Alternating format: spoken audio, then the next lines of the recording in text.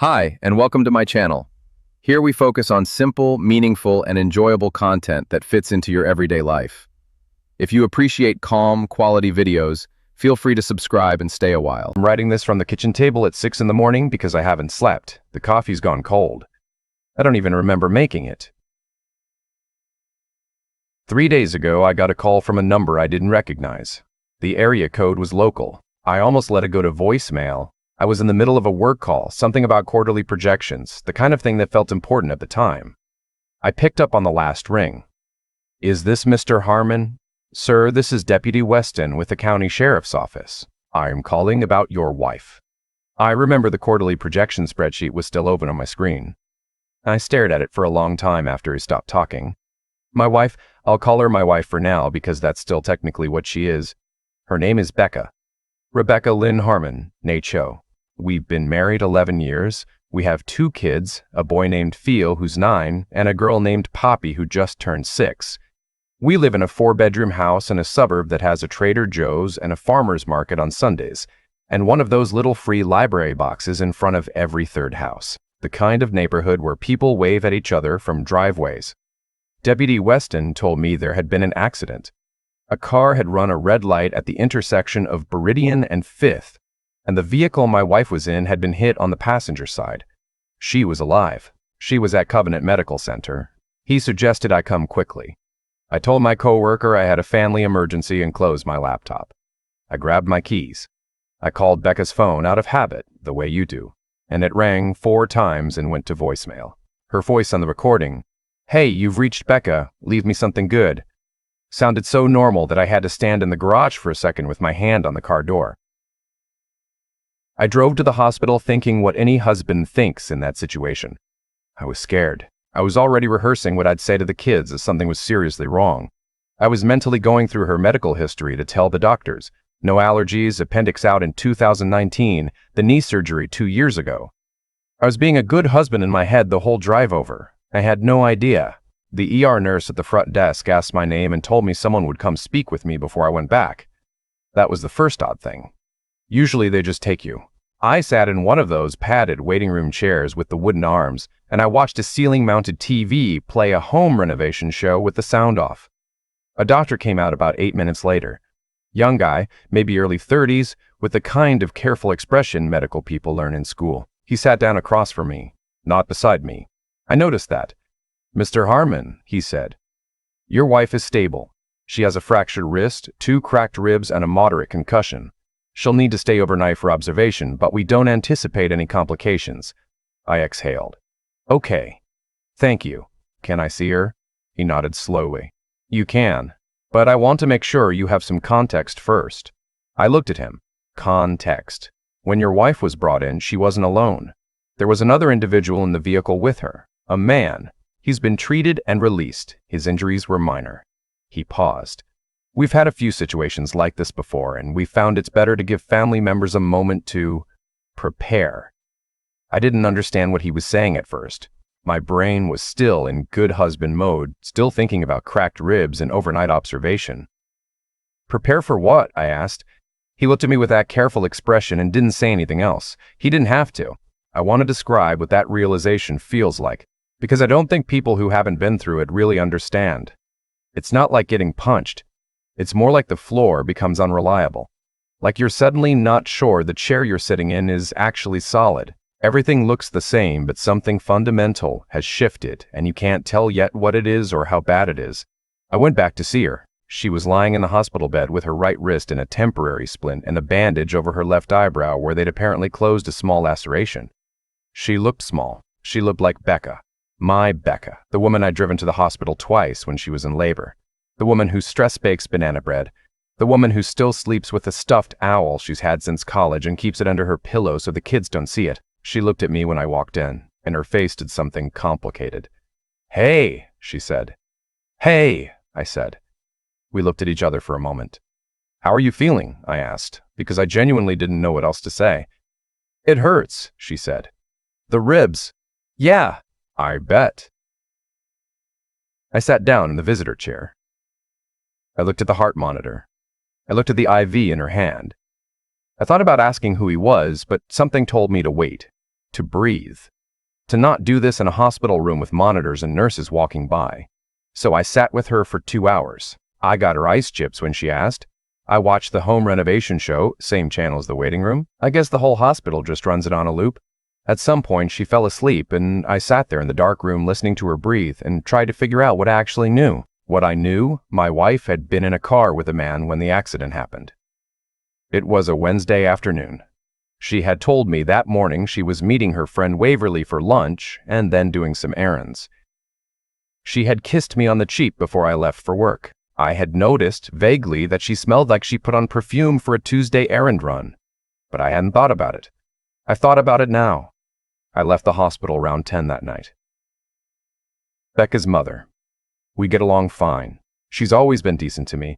Had come to stay with the kids. I told her there had been an accident. Becca was okay. I'd explain more tomorrow. She asked if I was okay. I said I was fine. I am not fine. I should say that now. I am not anywhere close to fine. I got home and sat at this exact kitchen table, and I opened Becca's laptop, which she keeps in the kitchen because she works from home 2 days a week and says the kitchen has better light. I knew her password. We'd never made a thing of it. We'd always just known each other's passwords the way couples do when they're not thinking about it. His name is Stuart. Stuart Finch.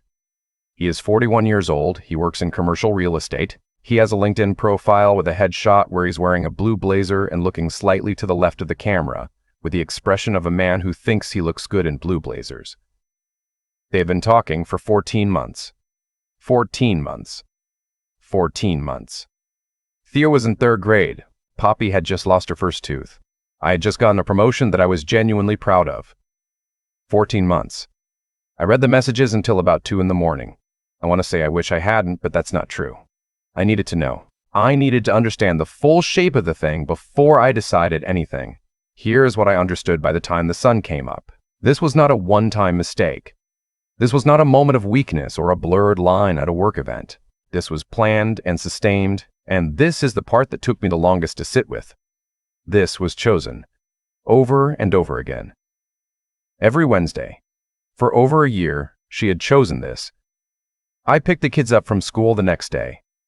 Theo had a spelling test he was nervous about. Poppy wanted to tell me about a disagreement she'd had with her best friend involving a shared jump rope. I listened to both of them and made grilled cheese for dinner and helped with homework and got everyone into bed. And I did all of it feeling like I was operating my own body by remote control. Becca was discharged that afternoon. Her mother brought her home. She was on pain medication and she went straight to bed, and I slept in the guest room, which I told her mother was because I didn't want to bump her ribs in the night. She seemed to accept that. For 3 days I went through the motions. Work, kids, meals. I did not confront Becca.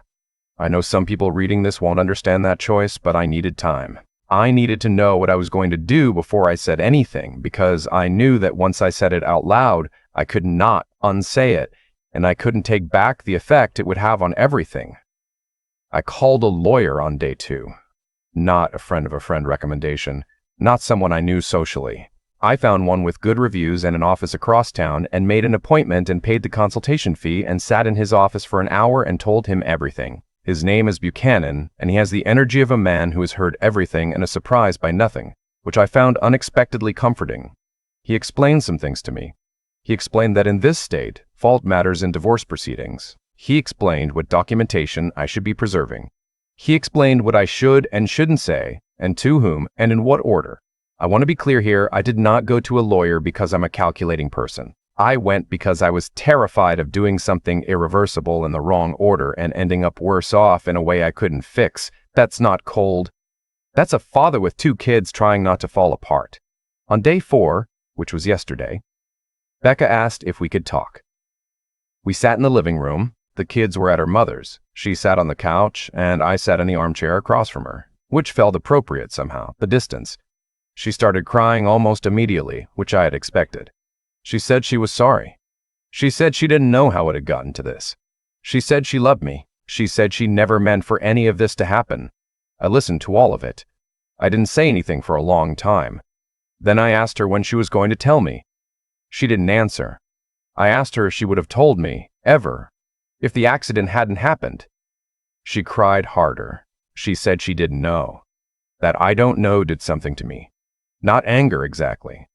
something quieter and colder than anger. Because I don't know means she had considered the possibility of never telling me. It means she had looked at her life, at our children, at the house with the Trader Joe's neighborhood and the Sunday farmers market, and decided it was acceptable to build something dishonest inside of it and just keep going, indefinitely. I asked her who else knew. She named her friend Waverly, which meant the lunch cover story had a real accomplice. I thought about Waverly, who had been in our wedding, who had held Poppy when she was 2 days old, who came to our house for Thanksgiving 2 years running. I filed that information away. I asked her if it was over. She said yes, it was over. It had been over even before the accident because she had ended things with him 2 weeks prior. She said she had been trying to figure out how to be a better wife. I thought about that for a moment. 2 weeks of trying to be a better wife, while I had no idea there was anything to be a better wife about. I told her I needed some time. I told her I wasn't ready to have the full conversation yet. She nodded and asked if she could stay in the house, and I said yes, because I wasn't going to uproot my children's routine while I was still figuring things out. Now here is the part where I have to tell you about the phone call I got this morning, which is the part that made me sit down at his kitchen table and start writing any of this out, because I had to put it somewhere. At 8:14 this morning, while I was making Theo's lunch, my phone rang. Unknown number, but local. I answered it. It was Stuart Finch. I cannot tell you exactly what I felt in that moment. A kind of electric disbelief, like biting down on tinfoil. He told me that he had significant medical bills from the accident. He said that his car had been totaled in the collision and that his insurance had some complications and that he had out-of-pocket expenses that were, as he put it, substantial.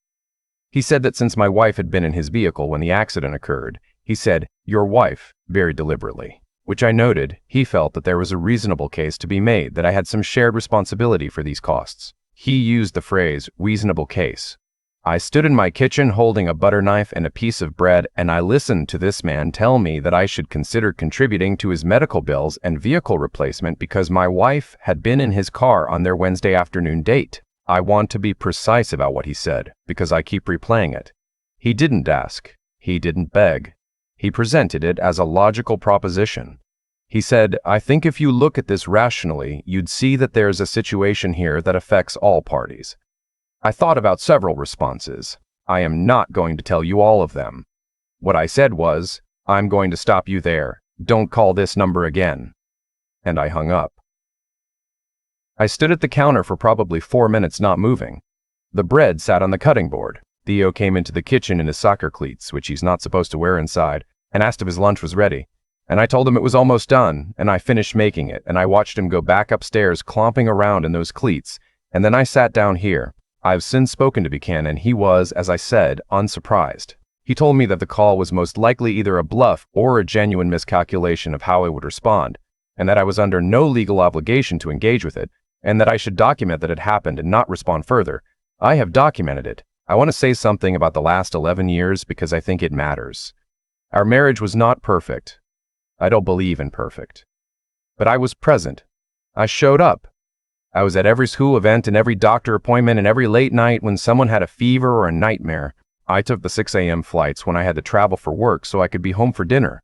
I noticed when Becca seemed stressed and I asked about it and I tried. I'm not telling you this to make myself sound like a candidate for Husband of the Year. I'm telling you because I need someone to hear that I wasn't absent. I wasn't cold or checked out or cruel. I was just a regular husband who thought he had a regular marriage, and it turned out I did not. The hardest moments, honestly, have not been the anger. The anger is clean almost. The anger makes sense. The hardest moments are the ones where I remember something small, the way she laughs when something genuinely surprises her, the specific way she smells right after she washes her hair, the fact that she knows exactly how I like my coffee without ever asking. And then I remember that all of those small things existed at the same time as 14 months of Wednesdays with Stuart Finch. And I don't know what to do with that. I don't know how both things can be true at once, but apparently they can. The kids don't know anything yet. We've agreed on that much. They will know something at some point because they're not stupid and things are changing in this house whether we want them to or not. But right now they know that Mom was in a car accident and Dad is a little quieter than usual. And they are 9 and 6, and that is enough for right now. I went to see a therapist on Thursday. Just once so far. She asked me what I wanted, and I didn't know how to answer that. She said that was okay, that not knowing yet was a legitimate place to be. I have an appointment next week. Here is what I know. I am not paying Stuart Finch. I am not calling him back. I am not engaging with that particular piece of absurdity for even one more second of my life. If he pursues anything legally, Buchanan will handle it, and Stuart Finch will find that there is a specific and particular unpleasantness that comes from a situation like this when the other party has good documentation and a competent attorney and nothing to lose. I know that I love my children more than anything, and that everything I do next will be organized around what is best for them. I know that the version of my life I thought I had does not exist, and that I have to figure out what version actually does. I know that somewhere in this house, under a pillow on the left side of our bed, there is a stuffed owl that belonged to a person I thought I knew completely, and I know that I've been sitting at this table for 2 hours with a cold cup of coffee, trying to figure out what you do with all the love that has nowhere to go. I don't have an answer yet, but I'm still here, and the coffee's gone cold, and the kids will be up in an hour, and I guess I'll start there. I've been sitting with this story for a few days now, and the thing I keep coming back to isn't the betrayal itself. It's the phone call. Stuart Finch calling me. A man who spent 14 months with my wife on Wednesday afternoons and presenting me with a bill. That call, more than anything else, told me everything I needed to know about the kind of person he is. Not the affair. The call. Because here's what I've learned.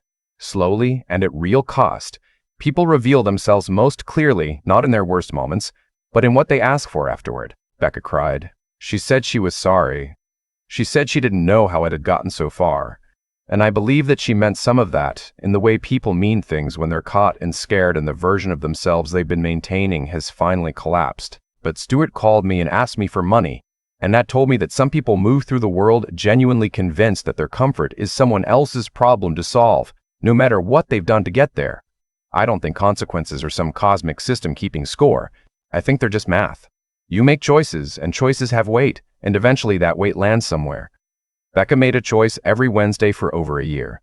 She made it while kissing me goodbye in the morning. She made it while I was making Theo's lunch, and helping Poppy with her homework, and thinking I was living my actual life. The weight of all those choices landed in an ER on a Tuesday, and then it landed in my kitchen. And now it's landing in a lawyer's office and a therapist's waiting room and a guest bedroom where I've been sleeping for a week. That's not punishment from anywhere outside. That's just what choices cost. What I'm trying to hold on to, and it's hard, I'm not going to pretend it isn't, is the difference between being destroyed by this and being changed by it. Those are two different things, and the distance between them is about 10% clarity and 90% deciding every single morning which one you're going to be. I have 2 kids who need a father who is present and honest and standing up. Theo doesn't know why the house feels different, but he's 9 years old and he is watching me. Poppy is 6 and she is watching me. Whatever I model in the next year is going to be part of who they become. That's not pressure I asked for right now, but it's real and it matters more than any of the rest of this. The stuffed owl is still under the pillow. I haven't touched it. I don't know what to do with it yet, but I know what I'm not going to do. I'm not going to let this make me someone who stops showing up. I'm not going to let Stuart Finch's phone call live in my head rent-free. I'm not going to let the anger, and there is real anger, clean and cold and entirely justified, become the thing that runs me. I don't have this figured out. I want to be honest about that. But I'm still at the table. The coffee's still going cold. And every morning I'm still getting up and making the lunches and being the person my kids need me to be. Some days that's all the wisdom I've got. It turns out that's enough to start with.